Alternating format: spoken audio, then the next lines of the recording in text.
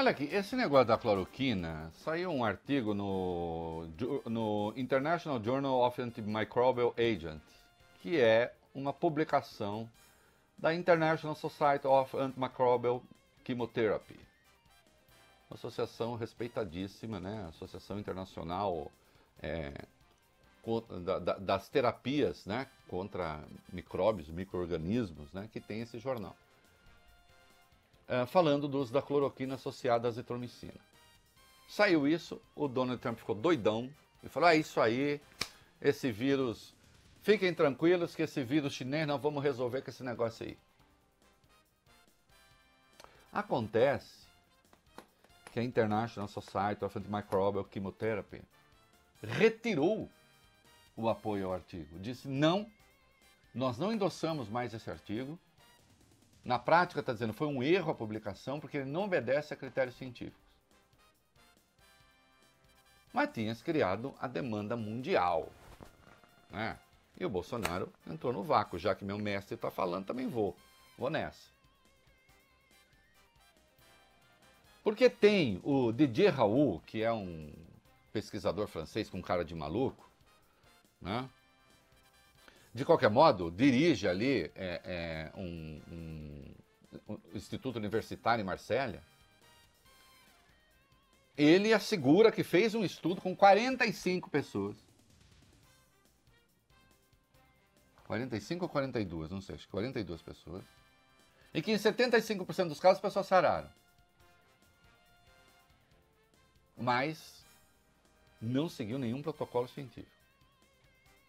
E aí o Trump começou nessa. O New York Times publicou uma matéria falando que o Trump é um sócio de uma empresa, né, que produz a cloroquina. Aí a Forbes foi atrás, eu publico tudo isso no meu blog, tem lá o link para a matéria do New York Times, para a matéria da Forbes. A Forbes foi atrás e disse, ele tem aqui, em ações seria $3 mil, para uma fortuna de $2 bilhões, né? Muito pouco. Tem o Ken Fisher, um dos grandes bilionário, grande financiador do Partido Republicano. Este sim, o fundo de investimento de que ele cuida, né, investe, tem ações da Sanofi, que é uma empresa que produz cloroquina. Só que aí vem ele e diz, não, peraí, as ações da Sanofi correspondem a 0,8% do nosso portfólio. E nós temos 0,7% só das ações. Entende? O secretário de Comércio dos Estados Unidos, Wilbur Ross, também comandou o Invesco, um fundo de investimento que tem ações da Sanofi, a empresa que produz cloroquina. Eu não estou interessado em nada disso. Eu até acho que esses números da Forbes podem ser esses mesmos. E, portanto, não acho que haja interesse comercial desse ou daquele, necessariamente. Acho até um certo desserviço avançar por aí. A questão não é essa. O que interessa aí sim, é se o uso do remédio obedece ou não obedece a determinados protocolos. É isso que interessa. E não ideologizar também essa questão. Já se ideologizou até o isolamento social ou não. Então não cumpre ideologizar isso. É só uma questão de apelo à razão, nada mais. Né? Meninada, vamos para... Isso tudo está lá no meu blog, tá? Se vocês se interessarem, tem os links lá, tudo bonitinho. Vamos para a sequência ali, o que nós temos sobre o dia, a partir do item 2. Vamos lá então, Reinaldo. O Ministério da Saúde assinou ontem à noite o primeiro acordo com o fabricante nacional de respiradores hospitalares desde que o início da pandemia de coronavírus se instalou aqui no Brasil, né? Desde o início da pandemia. Numa força conjunta, a MagnaMed, responsável pelo projeto, vai utilizar a capacidade de produção em larga escala de Flextronics, da Flextronics, aliás, montadora internacional que normalmente atende o mercado de telecomunicações, para entregar 6.500 aparelhos até agosto, com expectativa de 2.000 unidades já no primeiro mês. Ambas as empresas têm sede no estado de São Paulo. Saibam que vai faltar respiradores. Não tem como, vão faltar vamos torcer para que se consiga equacionar isso da melhor maneira possível. O Brasil estava recebendo gente adoidada enquanto os primeiros casos já estavam em curso, é isso? Será que começamos tarde? Acho que também, né? É isso, Reinaldo. Alguns dados nos ajudam a entender como a Covid-19 chegou aqui ao país. Na semana em que o Brasil confirmou o seu primeiro caso, mais de 90 mil pessoas chegaram em território nacional vindas de nações com transmissão do coronavírus. De 23 de fevereiro a 1º de março, segundo dados da ANAC, desembarcaram nos aeroportos brasileiros 91.932 pessoas vindas da Itália, Espanha, Estados Unidos, China, Reino Unido, Alemanha, França e Emirados Árabes. Somente da Itália foram mais de 7 mil. Lembrando que o Brasil decidiu restringir a entrada de estrangeiros nos aeroportos apenas no dia 19 de março. Quando se diz que a transmissão, já se disse isso a larga, inclusive o ministro da Saúde, né? A transmissão, obviamente, não foi coisa de pobre. Não chegou aqui pelas mãos do pobre, né? Ele só é, provavelmente, quem vai arcar com o mau peso. O Witzel estendeu a quarentena, mas afrouxou em algumas cidades, é isso? Isso, Reinaldo, governador do Rio, prorrogou até o próximo dia 30 a quarentena no estado. No entanto, afrouxou as restrições em 30 cidades do interior, onde não foram registrados casos da Covid-19 ainda. De acordo com o novo decreto, está permitida apenas a circulação interna nesses lugares, nessas cidades, ficando proibido o fluxo entre os municípios. O comércio poderá abrir normalmente, mas as aulas continuam suspensas. Aliás, houve a recomendação explícita do Mandetta para tomar cuidado mesmo com essa abertura controlada. Mortos em favelas. Reinaldo, 3 das maiores favelas do Rio de Janeiro já tiveram pelo menos 11 mortes confirmadas pela Covid-19, segundo a Secretaria de Saúde.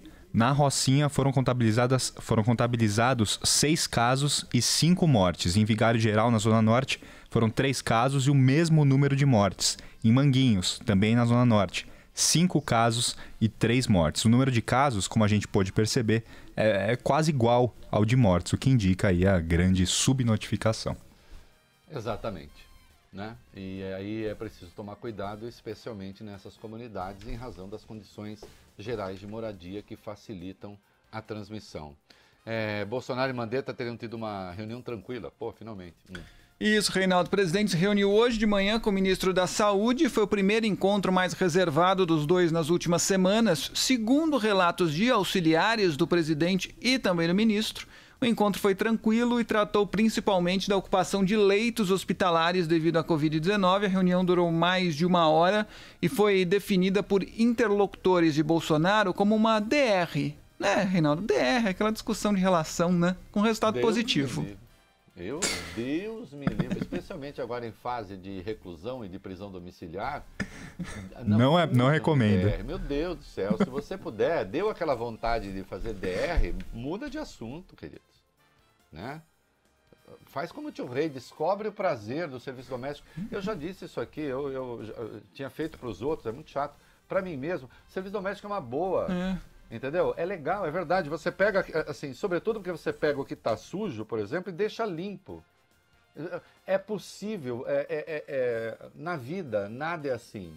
Né? Você tem o problema, vai lá, resolve e fica ok, 100%. Sempre fica ali numa zona meio intermediária, né? Especialmente quem lida com ideias, tá sempre ali mais ou menos. Tal. Uma pia suja, você vai e lava, se você fizer direito, lava todo, fica limpo. Você resolve 100% do problema. A coisa boa do serviço doméstico é isso. Dá para resolver 100%. Né? Ontem eu peguei o meu banheiro, não estava sujo, eu sou uma pessoa limpa. Mas assim, fui fazer uma faxina. A hora que terminou, mas eu fiquei tão orgulhoso, assim, quase que eu me proibi de usar depois. Né? Então vai fazer serviço doméstico, não bate DR não. Ô, Reinaldo. No bloco da coisa da cloroquina, eu quero voltar um pouquinho, porque tem um médico que usou, né? Me desculpem o retorno ao tema. Não, antes disso, Reinaldo. Importante. Oi? Antes disso, só deixa eu fazer uma correção aqui, porque a Secretaria de Estado de Saúde do Rio de Janeiro corrigiu a nota que havia emitido mais cedo a respeito do número de mortos na Rocinha. Não há mortes na Rocinha. São 6 casos, 5 com comorbidades. Na primeira nota havia saído 5 mortos, mas são 5 com comorbidades. Então, não há mortes na Rocinha. O restante da informação está correto. Especificamente sobre a favela da Rocinha, são 6 casos e não há mortes. Perfeito. Antes de você tomar a cloroquina, se você decidir sem o seu médico autorizar, pensa um pouco. Tem um testemunho de um médico na Folha de São Paulo, é isso? É isso, Reinaldo. É um relato do doutor Júlio César Antunes de Oliveira, de 39 anos. Antes de falar do uso da cloroquina, ele falou sobre o coronavírus, sobre a Covid-19. Segundo ele, a doença provocada pelo coronavírus é desproporcional a qualquer doença que ele já tinha tido antes. Diz que é muito mais que uma gripe, é grave e debilitante. Diante da piora do quadro de saúde do Dr. Júlio, o infectologista que estava tratando ele sugeriu o uso da cloroquina em conjunto com a azitromicina. E o Dr. Júlio relatou muitos efeitos colaterais. Abre aspas para ele. Eu iniciei o protocolo e tive muitos efeitos colaterais. Dor ocular, muita náusea e diarreia, a ponto de ficar desidratado. Não consegui me alimentar adequadamente, fiquei desnutrido, perdi peso, perdi força e perdi massa muscular. Não sei, sinceramente, se um idoso toleraria essa medicação, fazendo uso em casa, sem estar monitorado, sem receber hidratação venosa. Eis aí. É bom pensar nisso. Entende? Porque, então, em circunstâncias especiais, esse uso controladíssimo já está feito, apenas que as pessoas precisam saber se funciona ou não e quando usar. Agora aí as coisas adquirem um grau de delinquência, né? Um blogueiro bolsonarista aí, não vou nem falar o nome, resolveu dizer que usar ou não usar cloroquina é como o judeu. A diferença entre o judeu usar o quê? Um chuveiro e a câmara de gás. É nojento isso, é asqueroso isso. A CONIB, a comunidade judaica, já está reagindo. É nojento. Fazer esse uso, essa ideologização da coisa, porque afinal de contas, infelizmente, lá atrás o presidente fez uma escolha errada. Há um modo mais decente de sair, né, dessa situação. Tá certo? Busque o entendimento, busque usar como estadista, busque fazer aquilo que aquele documento publicado no site do Exército, do Centro de Inteligência do Exército, depois retirado, recomenda.